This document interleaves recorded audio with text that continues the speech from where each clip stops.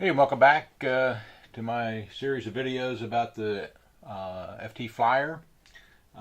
In this video, I'm going to cover all of the supplies that you need to get this thing ready to fly. The first thing I'm going to cover is the Velcro. On the bottom of each airplane, you'll see a long strip of black Velcro there. So the purpose of that Velcro is to hold the battery in place, and you're not sure exactly where the battery might be, so you put a long strip in there and then you can move it around. Plus the fact that the power pod can go on multiple wings, and each wing will have a different balance point, and you use the battery to balance the airplane. And so if you have a long strip on the power pod, you can fly multiple wings with that one power pod. So the Velcro I like is the Velcro brand, sticky back Velcro.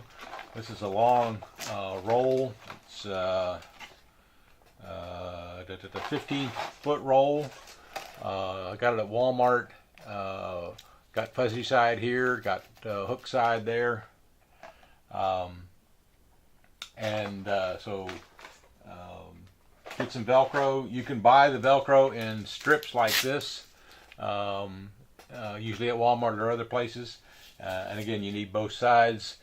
The fuzzy side I always put on the battery, and the hook side I always put on the airplane. So you can get either a small amount like this or a big roll like that. Now, as far as prices is concerned, the price of this is going to vary by where you buy it. You can get it at a local hardware store, Walmart, so I'm not going to detail the price. Bamboo skewers, there are two sizes of bamboo skewers that I use. These are the smaller 6-inch bamboo skewers. They're about an 1/8 inch in diameter, and they are sharp. Don't stick yourself with them.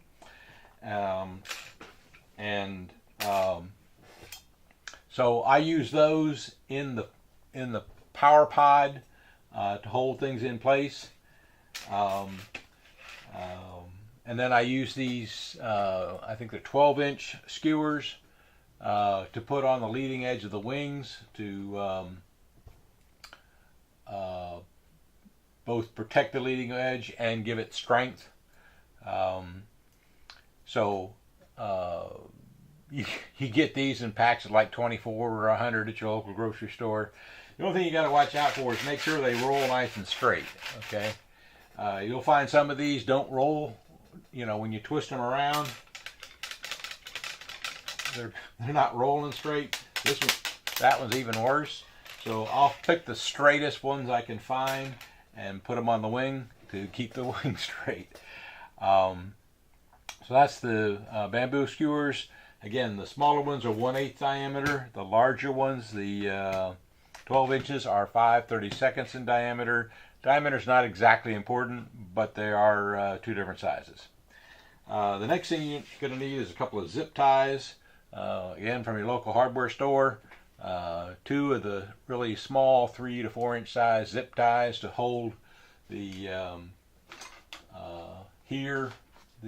push rods in place. So you need a couple of those. Inside the power pod, where these bamboo skewers go through, you're pushing through. You do have some support by the tape that's used. I'll talk about that in a minute. But that takes a lot of force, and so what I do, you got two choices.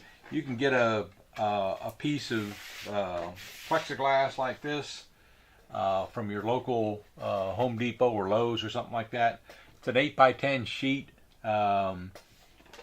The plexiglass is usually 3/64 inch. And they sell it to put in picture frames and that kind of stuff. Okay.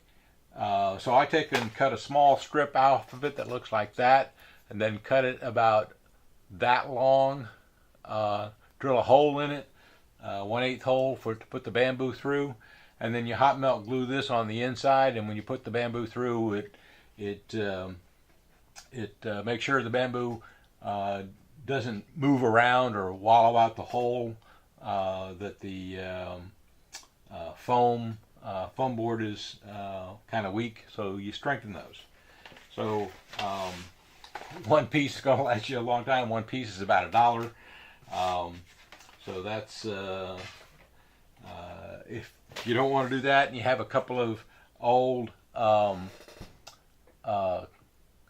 this is a gift card. Actually, it's an Apple iTunes gift card, and you can cut that and do the same thing. The thing about the gift cards, I have tried them and used them, but when you drill the hole, it doesn't make as clean a hole as this plastic.